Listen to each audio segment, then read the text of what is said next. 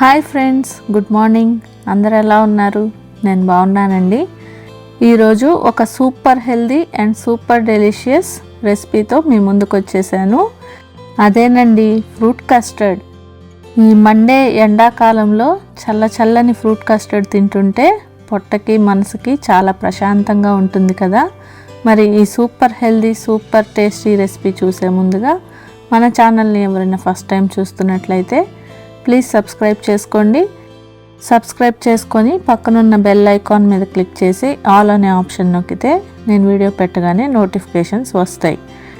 ఈ ఎండాకాలంలో సాయంత్రం పూట ఏదో చల్లగా తినాలనిపిస్తుంది కదా. కూల్ డ్రింక్స్ ఇంకా మిగతా వాటికంటే ఎంతో శ్రేష్టమైన ఫ్రూట్స్తో తయారు చేసిన ఈ ఫ్రూట్ కస్టర్డ్ని మీ పిల్లలతో తప్పకుండా ఎంజాయ్ చేయండి. మరైతే ఇప్పుడు ఆలస్యం చేయకుండా ఈ రెసిపీ చూసేద్దాం పదండి. ఫ్రూట్ కస్టర్డ్ కోసం మొదటగా మనం పాలను తీసుకొని మరిగించుకోవాలి.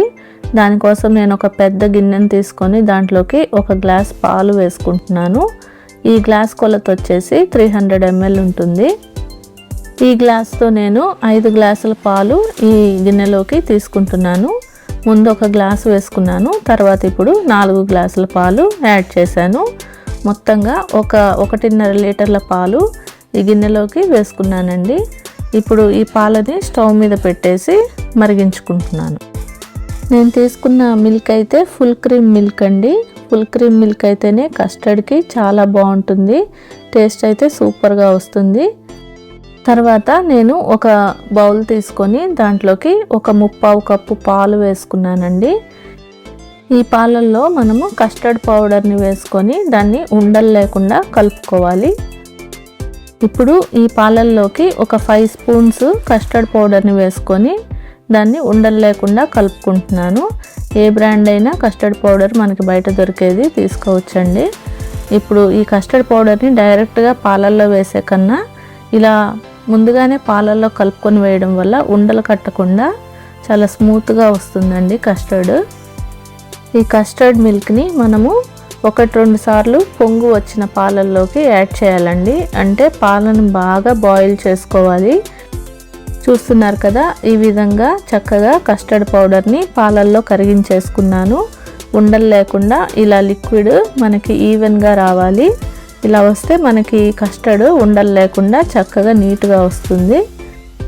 కస్టర్డ్లోకి ఒక 1/2 కప్పు షుగర్ తీసుకున్నానండి. ఈ షుగర్ క్వాంటిటీ వచ్చేసి ఒక 100 గ్రామ్స్ ఉండొచ్చు. మేమైతే షుగర్ కొంచెం తక్కువగానే వేస్తున్నామండి, ఎందుకంటే ఫ్రూట్స్ కూడా ఉంటాయి కాబట్టి. మీరు షుగర్ ఎక్కువ ఇష్టపడే వాళ్ళైతే క్వాంటిటీ పెంచుకోవచ్చు.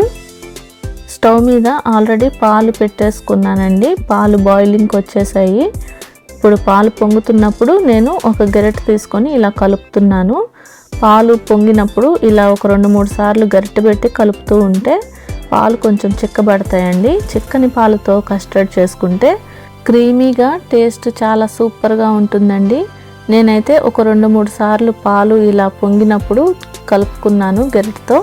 తర్వాత ఈ షుగర్ని ఈ పాలల్లోకి యాడ్ చేస్తున్నాను.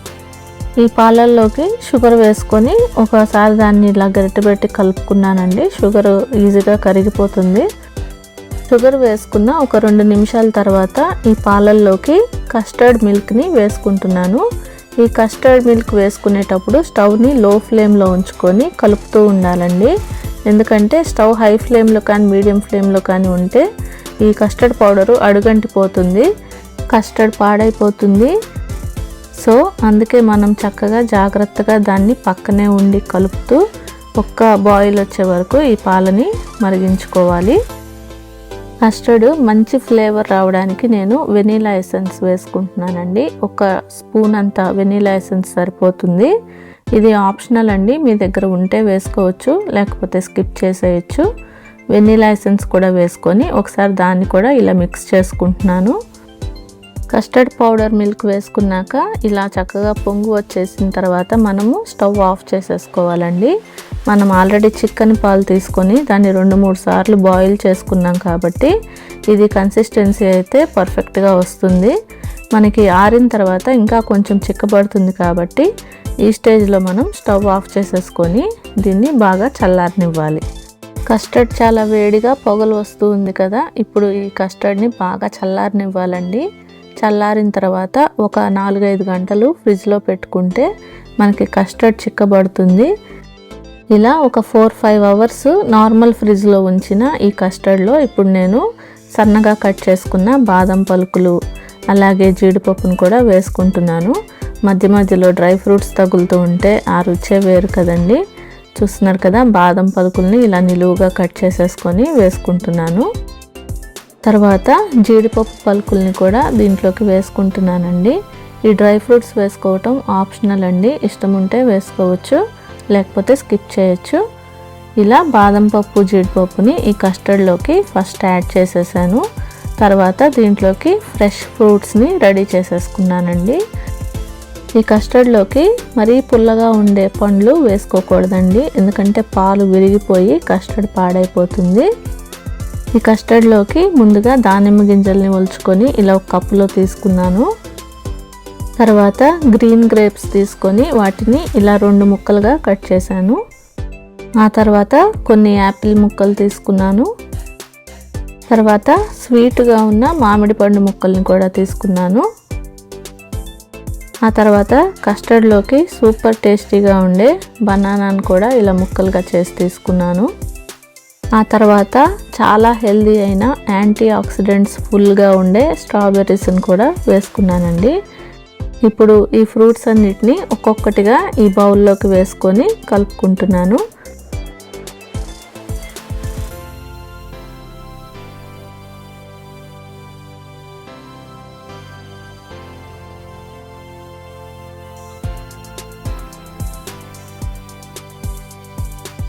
ఈ ఫ్రూట్స్ అన్నీ వేసేసుకొని ఈ కస్టర్డ్ని చక్కగా ఇలా మిక్స్ చేసేసుకోవాలి.